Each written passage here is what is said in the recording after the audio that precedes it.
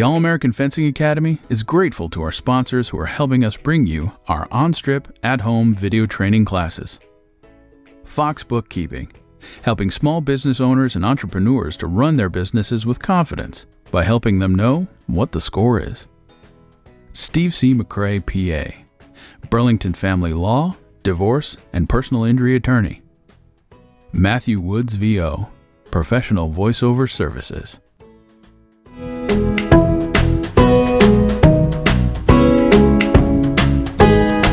Hi, welcome to All-American Fencing Academy on-strip at-home audio series. We're doing something, again, a little bit different. Last week we heard from Matt Woods.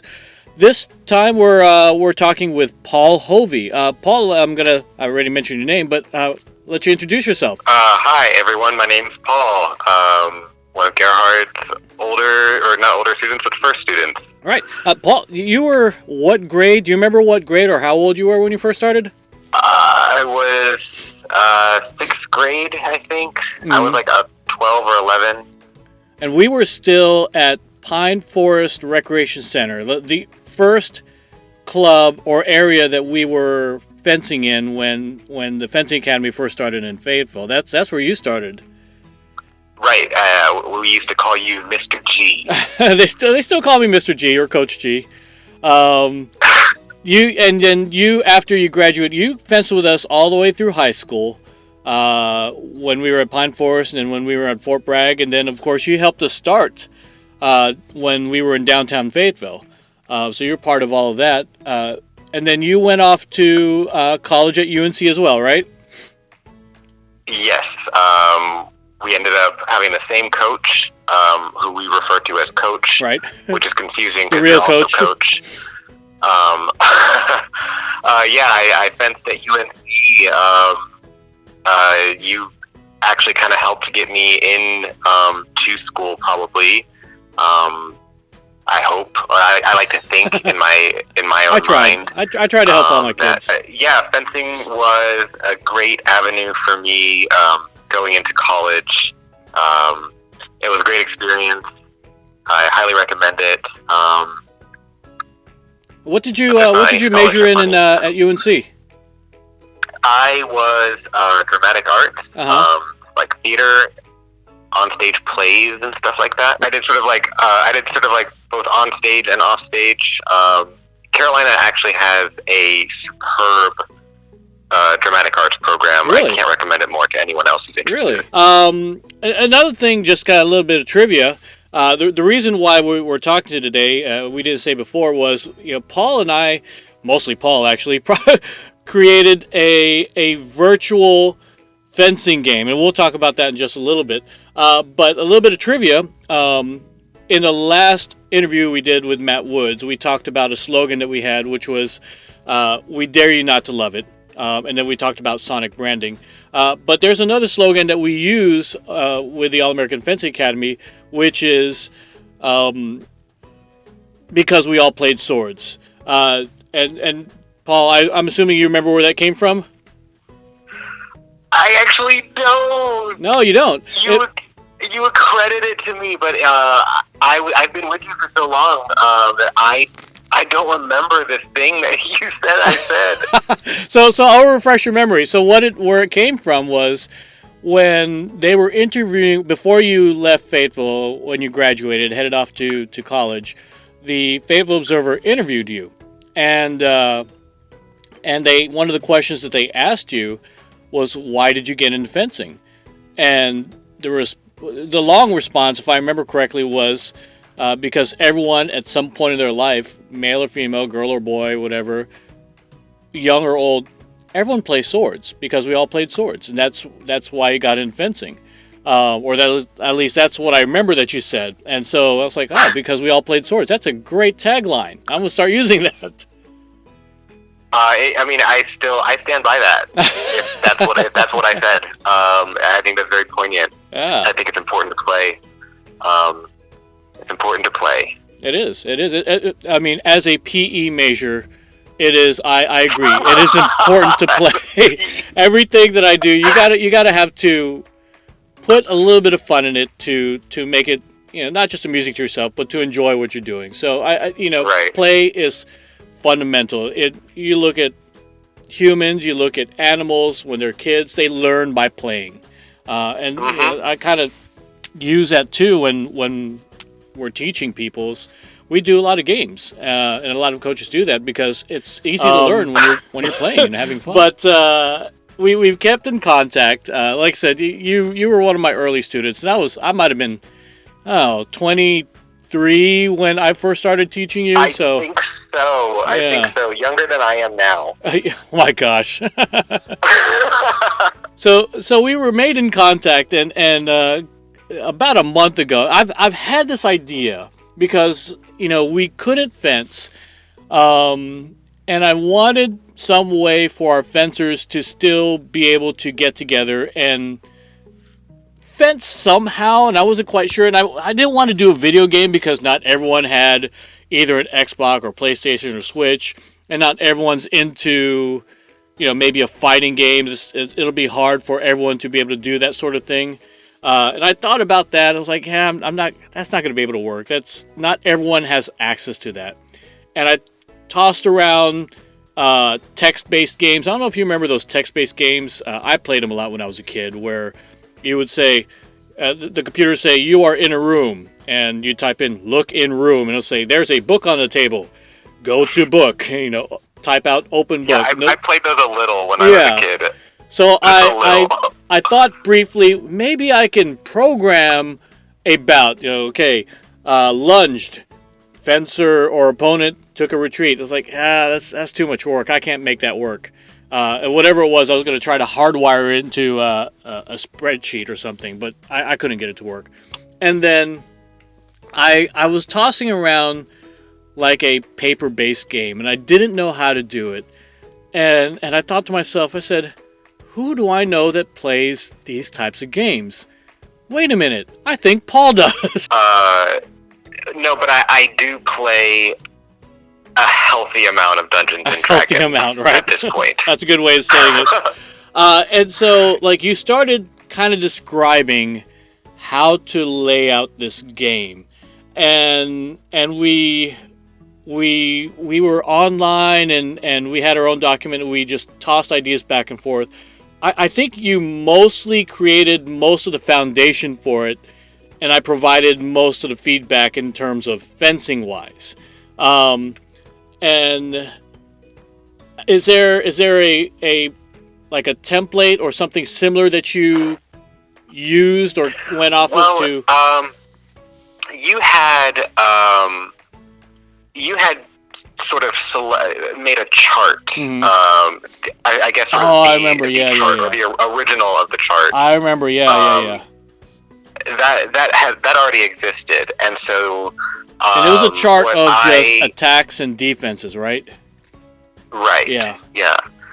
And so I was when trying to think about how I would make this into a game that would work. I sort of thought back to the dice games that me and my friends and my spouse play healthfully, and those games, they have a very flexible engine that you can sort of use to do anything. You can modify it for any kind of theme. Right. You can. I can sort of fit challenge dice rolls and dice games to tell a narrative in a game. Right. And make it interesting and make it fun and also make it a little random. Right. Which is life. Right. Right. So I just sort of thought about how I would turn your chart into something that would, as closely as possible, resemble a fencing bout. Right. Right. And when I was giving you information, when I first thought about it, I was trying to avoid something as simple as like a rocks, paper, scissors game. I didn't want it just up to chance, but like you said, we wanted to try to create something where it was like a fencing bout, where you had to throw out a move and react to it somehow. But there was still some chance because And there's also a chance in actual fencing. You might do the correct move, but you might completely miss, or they do something weird and you just bounce off the target or something like that. So we wanted to try to also keep that sort of gameplay of fencing, but within this type of gameplay. Yeah, the two challenges that I was thinking about at the onset was I wanted it to have the same tempo right. as a fencing match, which right. is fast. Right. And there are slow games out there, Monopoly. Yeah. But and I also wanted to make sure that there was going to be a level of strategizing, right, or of the anticipating what my opponent is doing. It's sort of, rock, paper, scissors, but scaled up, which is kind of like fencing. Yeah. In the first game that we played, Isabel beat all the teenagers. And in the second game, the one that you played, Marlon, who's Isabel's age, beat everyone else. And so I find that pretty cool that in this format, all that physicality kind of goes out the window. It becomes almost anybody's game. Yeah, which is another sort of aspect of fencing, which I like. Right. Everyone likes that part about it. You never know what your opponent's going to bring to the table, so you can't underestimate anyone. And before we're going to try to describe to everyone how to play this game. We're going to do 2 points, but before we go to that, you and I are still talking. It wasn't just we're going to make this game and that's what it is. We're going to put it out into the world. We're still kind of modifying it. Yeah, I as you said, I participated in the second tournament, and I'll be honest with you, I was like a little surprised at how much fun I had. Yeah. Like I said, the kids really loved it, and I loved watching everyone else play because they would do and say the same things online that they would do on the strip. Like at LaBelle, you guys would salute, or you would type out, going to shake hands, but because of pandemic, we're gonna do the elbow bump. You even did that online. It was just watching everyone interact with each other. I was sort of like the quiet referee. For the bout or the bout committee. I was just able to watch everyone and answer any questions if anybody had. But let's get to playing the game. So the first things that people need to know is what do they need to have to play with us or to play their own game with their own club? Well, you're going to need sort of the game setup and rules. Right. Those are all, of course, available on our website. You'll need a 6-sided dice of some sort. You can get that from Monopoly. Right. You'll need a pen or pencil and a piece of paper. Helps. And if you're going to be playing for a couple of bouts, a couple pieces of paper. Right. And have fun. And we have been doing our tournaments on Discord, which I love. You guys introduced me to that. I had not used that before that. But like if you're just playing with one other person, like someone at the house, you could just talk in front of them. Or you're playing with someone like we did when we first tested the game. We just played over the phone, right? But Discord's great. I win a lot of games out of Discord. It's a cool thing. I found it very useful. I took the server and expanded it to not just the competition or the virtual fencing, but a platform just for another place where our students can get information. Like if I have announcements. That's awesome. Oh yeah. And for now, like I did mention before, like for now, I've been calling it RPF, role play fencing. For lack of a better name, I can't think of a better name right now. So let's get to. Let's do a couple rounds here, and we'll tell people how to set up and how to call the actions. So one of the first things that they have to do is, one, they have to have all their equipment, whatever. But they need to be able to choose a character. And right now, I think we just call them fencers 1 through 5. Could you describe the different types of fencers there are? Oh, sure. So, each fencer has has 3 abilities, and the different fencers have different strengths and weaknesses within those abilities. Right. So these different abilities, we sort of tried to boil down the essence of the sport of fencing and then apply the Dungeons and Dragons character ability concept to it. And those 3 are strength, finesse, and tempo. Mm-hmm. And so strength being just the sheer power of an attack, right. Finesse being your handiwork, and tempo being your ability to keep a pace advantage. Right. So some fencers are good at have good strength and low finesse, and some fencers have are very good with the idea of tempo, and right. And then you've got some fencers that are well-rounded. Right.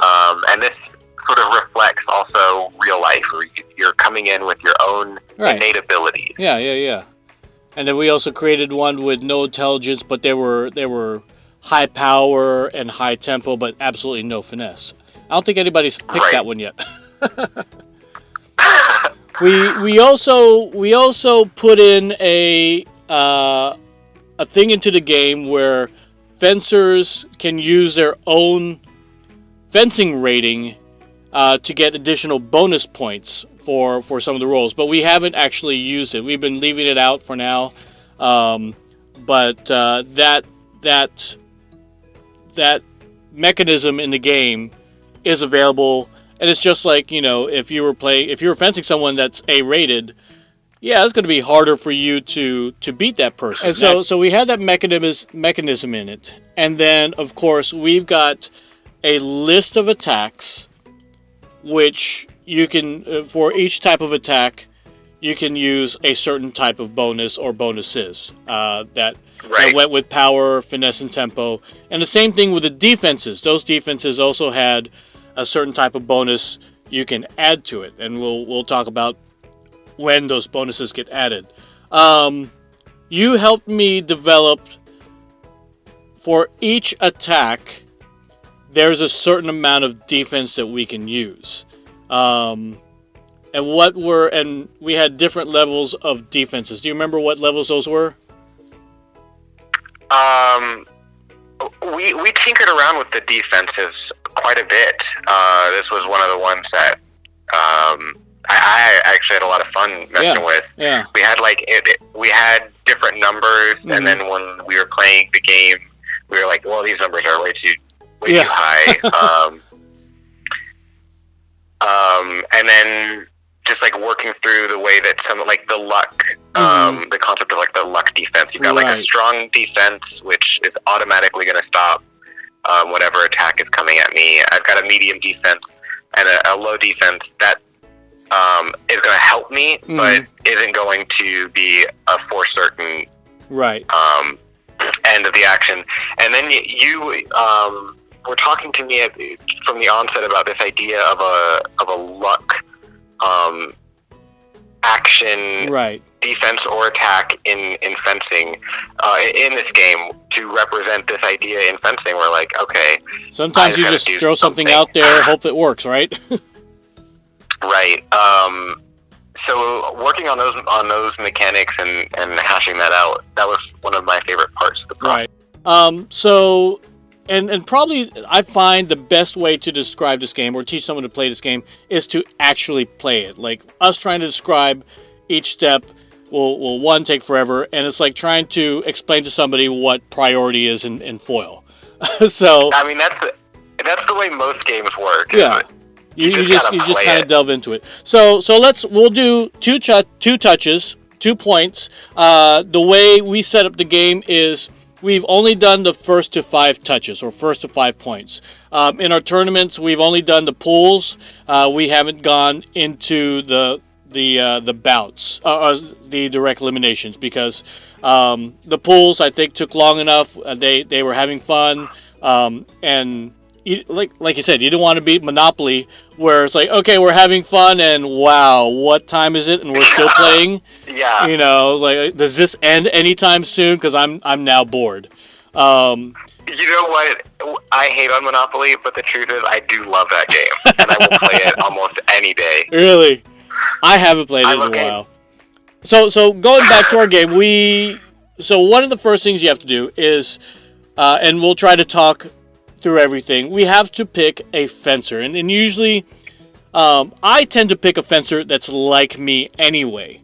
So I'm gonna pick my fencer, and I'm gonna pick fencer number 2 because it has high finesse, and one of the attacks I like to do is a flick, a thrown point, which uses a lot of finesse. And some of the other moves in the attacks and defenses that I enjoy to do in real fencing have high finesse. So I'm picking fencer number 2.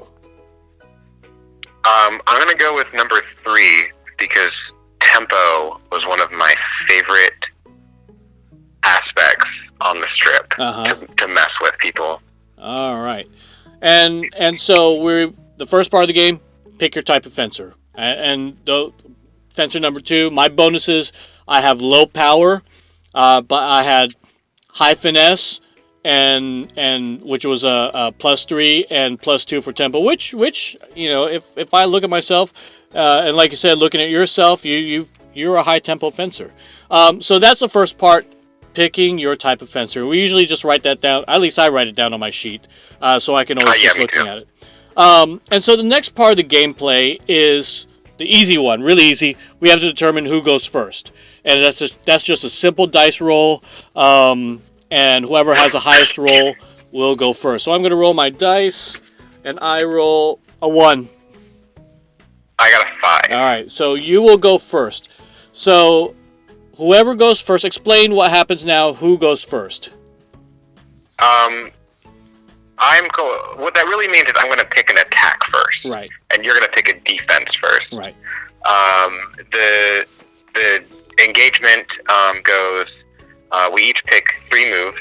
I pick an attack, a defense, and an attack in that order. Right. And you pick a defense, an attack, and a defense in that order. And we don't know what each other's picking. So this is part of the kind of the mystery with it, but also some of the strategizing, because I might think to myself, okay, Paul is a high tempo fencer. Which attacks have high tempos? And I might select defenses that can counter that. But at the same time, you might be thinking, well, Gerhardt's probably thinking, I'm going to start off with this. I'm going to start off with something else that he's not going to play a defense for. And I think that's the strategizing part, that some of the players, as they start playing, realize, oh, I can strategize. It's not just a random, I'll pick whatever. So you're picking an attack, defense, attack. I'm going to do a defense, attack, defense. So I'm just going to pick something for the sake of picking it. All right. All right. And we do that in secret. Have you got yours? I've got mine. All right. So after this, it no longer has to be secret, and there's a little bit of trust involved, especially if you're playing with somebody that you can't see face to face. The same thing with the dice roll. You're just gonna have to trust them. I played a circle 6 parry riposte, a lunge, and a parry riposte. A circle 6 parry riposte, a lunge, and a parry riposte. Yep. I played a delayed attack, a retreat, and a flesh. All right. And what I do, and you might do it too, I write down both sides. I've written down what I'm doing, and then as you said yours, I went ahead and write it down, so it makes it easier for us. So if we're looking at a chart, if you're following along with a chart, the attack, a delayed attack, I'm looking at all the defenses in that row, and all the defenses are a 2-stage parry riposte, a retreat parry riposte, a retreat, and an attack on preparation. I played a circle 6, which is none of that. So the defense I played, at least in just the game, did not stop your delayed attack. So if I don't play one of the defense, that's a touch to you. That's my point. That's your point. So we played 3 moves, but we don't necessarily have to use all 3 moves. So if you score a touch in the first move, we don't have to do the rest. Right. We didn't really get into an engagement, if you will. And if we had gone past 3 moves, we would have done a 4th, a 5th. But the other thing that we'll mention is we can only move, for us, for each individual person, we can only use a move one time. We cannot repeat it. So I can't say a lunge every time for an attack. I can't say a retreat, parry, riposte every time for defense. We'll keep playing until we run out of moves, or someone scores a point. Right. So we're now at 1-0. So now I go first. Last time you played an attack, defense, attack. Now I'm playing the attack, defense, attack, and you are playing a defense, attack, defense. So, all right, let me see if I'll pick some real quick. All right. All right, I've got my 3. You ready? No, I'm not ready. Hold on. Sorry.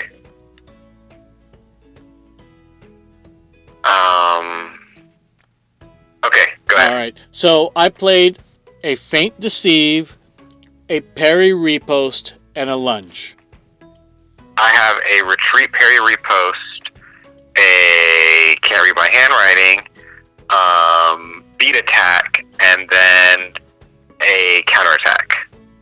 Okay, all right. So still, what was your first one? A feint deceive. Okay. So we're still pretty easy here. My attack of feint deceive. Your retreat, parry, riposte was not one of the listed defenses against a feint deceive. So I automatically score that touch there. Score is 1-1. 1-1. All right, so let's do this for the third one. We can't leave it like that. Huh? Right, exactly. Let's do this for the third one. Let's play a couple rounds. We'll do one, and then depending how that turns out, we'll do another. So we will go one by one, and I will intentionally. You'll tell me what it is, and I'll intentionally pick an attack or a defense that can potentially beat it. All right. Okay. All right. So go ahead. You want me to tell you? Yeah. Advanced lunge. All right. So let's say Paul played an advanced lunge. All right. We'll start off with this one. I played a retreat, parry, riposte. Okay. So in the chart, a retreat, parry, riposte is the strongest defense against the advanced lunge. Again, not in reality, just for the game. In this case, it automatically stops his attack. But what do we do now? So now you would have the opportunity to score a point off of me. Okay. So we have a roll to resolve that. So this is the first time we've seen a roll. For the strongest attack, or for the strongest defense against your attack, it automatically stops it. All we have to do is just roll to see if my repo succeeds. Right. That is your reward for choosing the best defense. You just get to roll to see if you win. I'm going to roll. Oh, I got lucky. I got a 6. I got a 2. You would win a point. So that one, I scored. I scored on my riposte. And so that ends the action. Just like fencing, someone hits on target, ends the action. All right? So that was, again, still pretty easy. Scores 2-1. So let's try that again. This time I'm going to do an attack again. You're going to pick a corresponding defense. All right? So let's say I do a lunge. I'm going to do a parry riposte. All right? So Paul does a parry riposte. And which kind of defense is that? That would be a medium defense. So it's not an automatic stop. No, it's not. We have to. We're now engaged, and we're trying to see if your lunge succeeds against my parry riposte. All right, and all this is so we would have to roll the dice to see if. Well, actually, I think the better way to say it is if your parry riposte stops my attack, right? Right. Right. Okay. So And this is the only time that we'll use the bonuses. In this version. In this maybe. version, right. We mentioned that we're working on a different mechanic, and that's one of the things we talked about. So in this version, we're going to see if my attack gets stopped or is just a miss. All right. So my lunge, and it has a power bonus, but power for fencer number 2 high finesse is a low bonus. So that's only a +1. So I'm going to roll. I rolled a 1. With a +1 bonus, I have a total of 2 points on that one. Pretty easy to beat. Yeah, I rolled a 4. So each of these actions allow you to use one of your 3 abilities to add a bonus point or bonus points to your roll. Right. So I'll choose finesse, which is +2 for me. Right. And then because I picked a medium defense, I get an additional +2. Right. So I come out with a whopping 8. Right. You didn't even need your bonuses to stop my attack. Yeah, it's true. But I'm glad you spelled that out because it's important for them to know that. So that roll stopped my attack. Now we roll again to see if your repost lands. That is correct. All right, so let's roll again. This time I roll a 2. I rolled a 6. You rolled a 6, so your repost lands. Score is 2-2. You got that touch. Right. If but you had a touch before while we were also cheating. If I rolled higher than you, what would have happened on that one? My repost would not have succeeded, and we would have moved on to the next action in our sequence. So if I rolled higher, it doesn't mean I scored the touch. It just meant that your repost missed. We go on to our next set of actions. Mm-hmm. All right.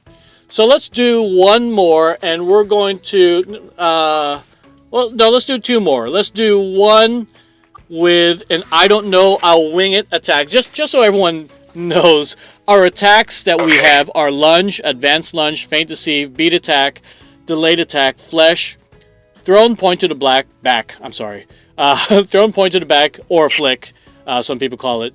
And then our last attack is called an I don't know, I'll wing it, which some fencers do. And of course, the defenses that we have are parry repost, a 2-stage parry repost, a circle 6 parry repost, a retreat, the only defense that does not have a corresponding attack or repost with it, a retreat parry repost, a counter attack, an attack on preparation, and an esquive.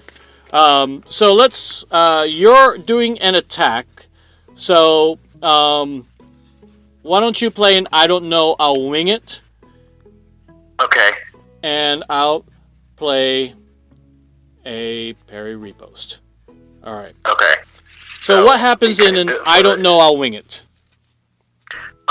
For these luck dice, you're going to take your dice and you're going to roll it twice. Mm-hmm. And you're going to take the higher of the higher of the 2 rolls. Right.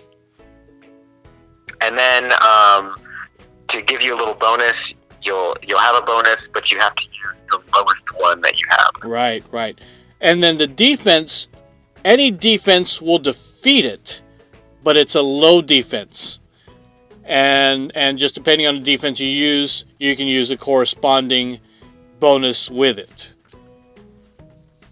So let's play that so they understand how that works. So you played an I don't know. I played a parry repost. So we're going to roll just to see if my defense stops it, right? Right. All right. So your roll.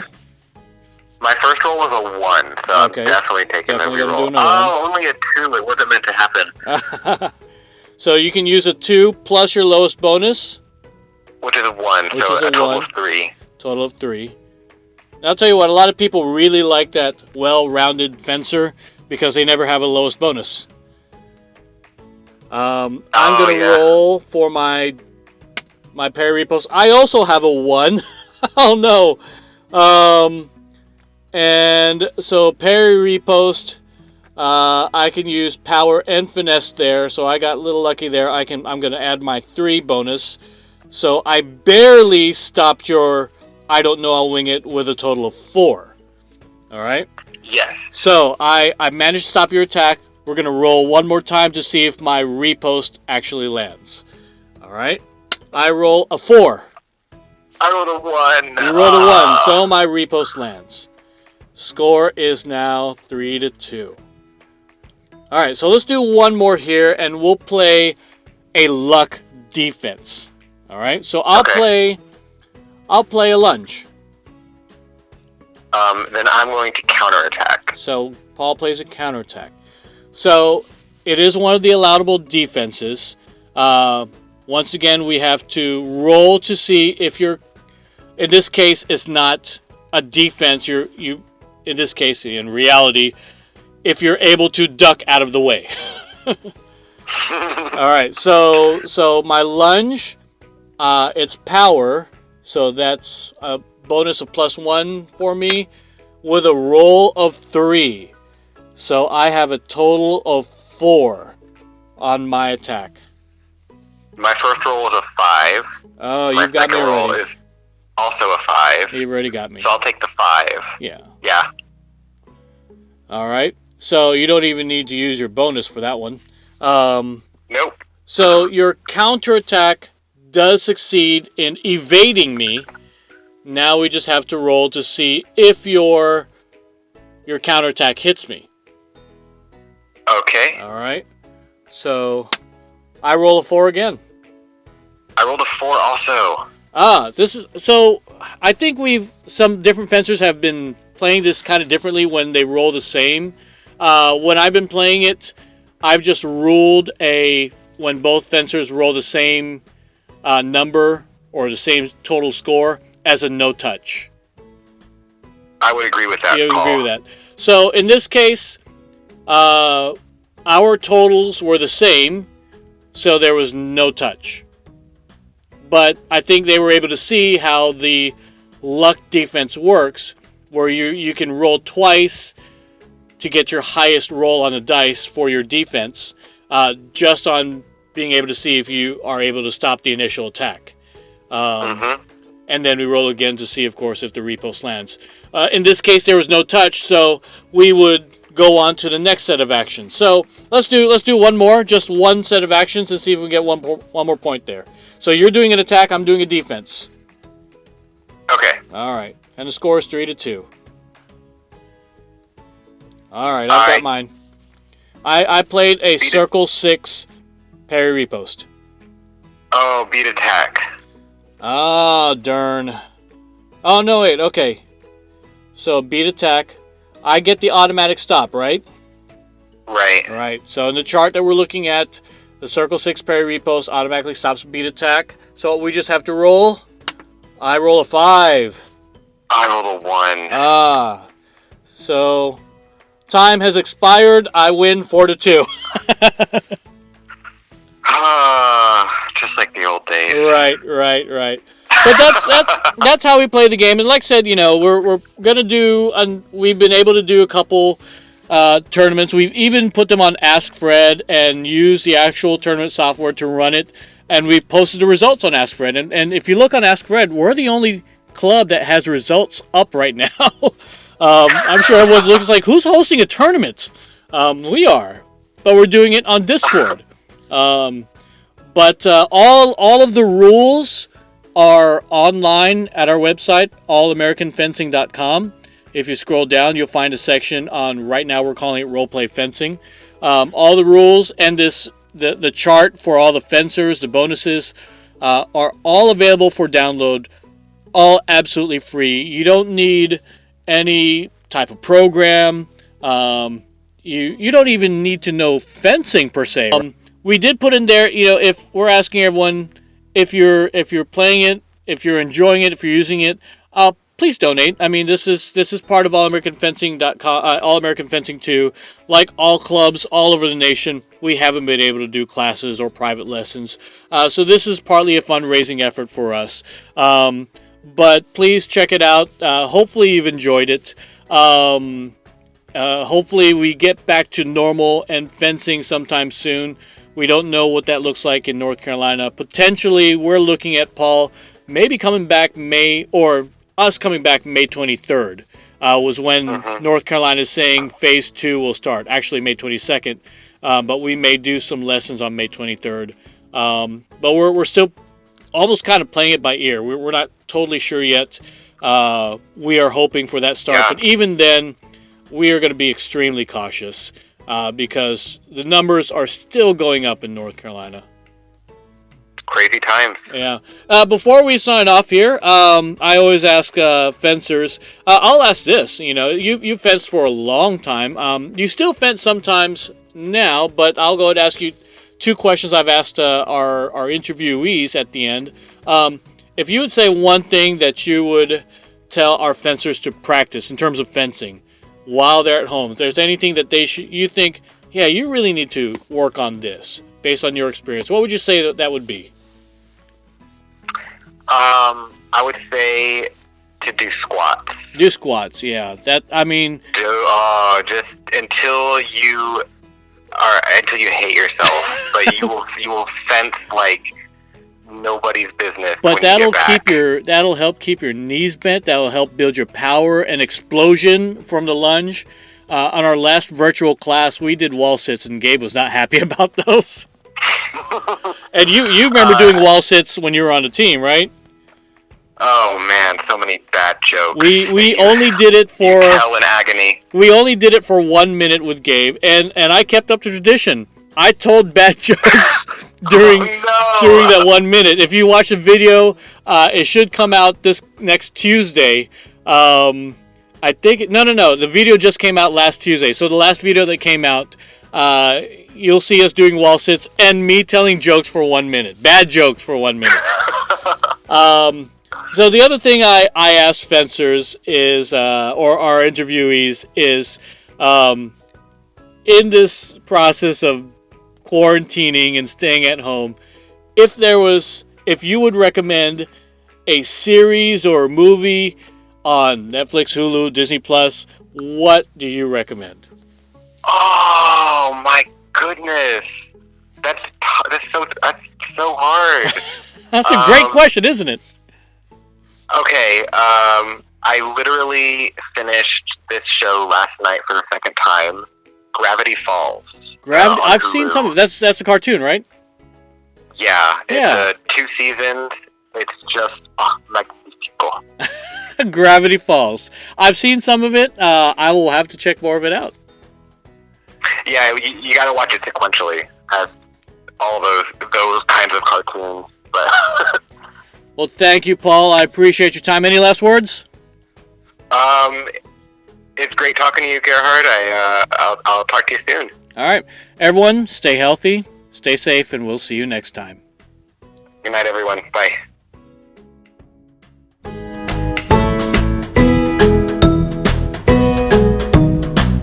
The All American Fencing Academy is grateful to our sponsors who are helping us bring you our on-strip, at-home video training classes.